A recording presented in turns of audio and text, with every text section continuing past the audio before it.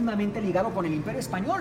España y estos centros pictóricos que ya les mencioné dictan las directrices pictóricas y Nueva España las sigue hasta que en el 17 hay un pintor llamado Villalpando que empieza un poco a desempolvarse de esta reglamentación estricta y empieza a innovar y hace un arte que se vuelve único, un arte local, un arte novohispano, y eso lo hace válido e interesante. Pero si el Imperio Español es tan grande, que inclusive llega a Oriente también, con las misiones jesuitas, ¿cómo en Filipinas y demás, cómo es que todos los pobladores de este gran imperio van a tener un lenguaje en común?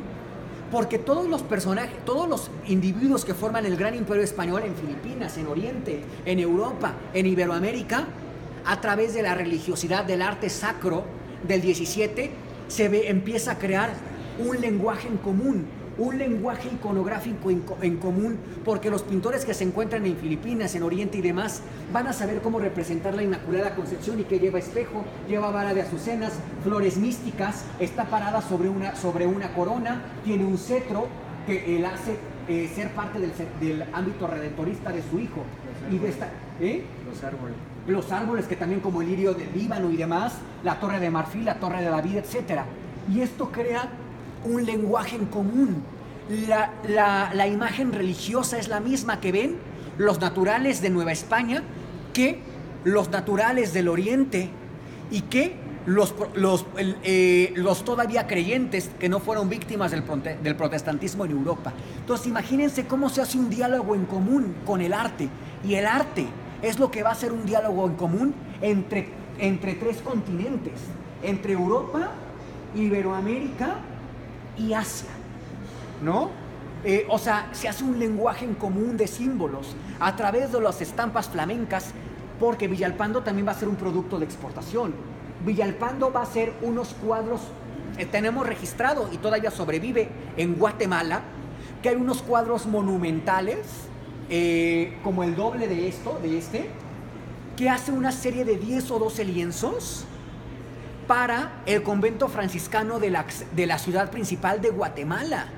Villalpando adquiere insisto, es el ente más importante pictóricamente hablando del continente, que los franciscanos de Guatemala le mandan a hacer esta serie. Imagínense, señores, les mandan a hacer esta serie y van del virreinato de la capital novohispana en lomo de mula hasta Guatemala, enrollados obviamente, y todavía sobreviven parte de esta serie de la vida de San Francisco para este claustro franciscano guatemalteco. Entonces vemos cómo Villalpando se hace un producto de Nueva España para varias partes de Iberoamérica.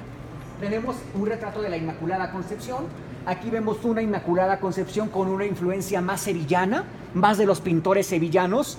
Aquí ya lo encontramos en esta Virgen que tenga velo transparente. Siguen siendo los característicos colores, porque recordemos que en el siglo XVII, con la respuesta de la Iglesia al protestantismo, se hace un concilio que es fundamental para que ustedes entiendan el desarrollo del arte a partir de finales del XVI y hasta el XIX. Se hace un concilio al cual le vamos a llamar el Concilio de Trento, en la ciudad italiana de Trento. Se hace este concilio con los príncipes de la Iglesia, los cardenales y obispos, el Papa, en donde van a decir que si este exfraile ya no cimentó las bases de la Iglesia, se va a tener que replantear la administración de los sacramentos, cómo tiene que estar orientada una catedral, cómo tiene que estar orientado un convento, y cuál es la disertación teológica que tiene que haber en la obra de arte. Porque no vaya a ser que pase lo que en el periodo medieval, que la Virgen es tan buena y tan devota que ella misma se encuentra rezando el rosario. Eso crea mala incomprensión en las personas que ven la obra de arte, que sobre todo son analfabetas, que es lo mismo en la Europa medieval como será en el virreinato. La mayor parte de la población es analfabeta. Por lo tanto, el lenguaje de símbolos que la pintura tiene que ofrecer tiene que tener una estructura teológica, adoctrinal y canónica. Y Ramsés decía algo muy importante. Bueno, ¿qué tanto se involucra el pintor en toda la obra? Porque pinta mucho, sobre todo Villalpando. Está el obraje gremial. Villalpando llega un momento en que los encargos son tantos que un solo hombre no puede hacer, Al mismo tiempo, la serie que los jesuitas de 10 lienzos que le han encargado para el convento máximo de San Pedro y San Pablo de su retablo. Las monjas dominicas le han encargado toda una serie de 12 lienzos sobre la vida de Santo Domingo. Y tiene que hacer esta serie para llevarla a Guatemala. Y todavía en Zacatecas le han encargado una pintura monumental. Y ya se comprometió a pintar el interior de la sacristía mayor de la Catedral de México. ¿Cómo lo va a hacer?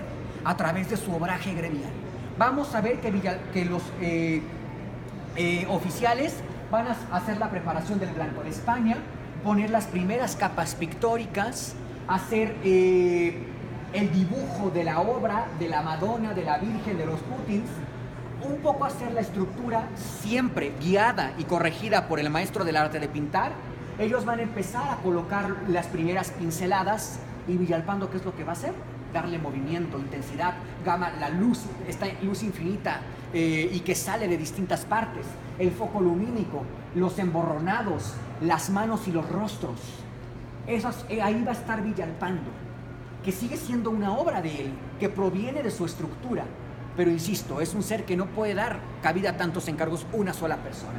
Tenemos esta imagen que tiene una influencia más sevillana. Vean la estructura de la Virgen. Está parado sobre una luna, tiene símbolos marianos. ¿Ya vieron que está otra vez el sol? En la parte baja, el sol y la luna, que son símbolos de María.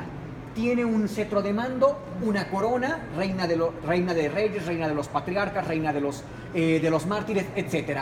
El espejo y distintos elementos también vegetales que vamos a ver en ella. Y vemos esta peana que prácticamente la sube. Y de nuevo una construcción en forma circular en la disertación del cielo.